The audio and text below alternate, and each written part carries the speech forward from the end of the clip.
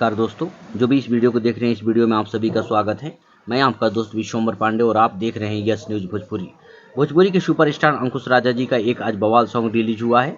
Song का title है लैकिन के चक्कर में बिगड़ल बड़ा। बहुत ही प्यारा और सुपर सॉन्ग है। यह सॉन्ग अंकुश राजा ऑफिशियल यूट्यूब चैनल से रिलीज किया गया है। इसमें हमारे अंकुश राजा जी का मधुर आवाज़ है। गाने का राइटर बॉस रामपुरी जी, म्यूजिक से सजाया है आर्या शर्मा जी। इस गाने में भोजपुरी की सुंदर एक्ट्रेस काजल रंगवानी भी दिखेंगी। बहुत ही प्यारा और सुपर सॉन्ग है, आप लोग देखना ना भूलें। अंकुश राजा ऑफिशियल यूट्यूब चैनल पर जाएं, गाने को ढेर सारा प्यार दुलार दीजिए। साथ ही अगर आप हमारे चैनल पर नए हैं तो चैनल को सब्सक्राइब कीजिए, शेयर कीजिए, ढेर सारा दुलार प्यार हमें भी दीजिए। नमस्कार, प्रणाम।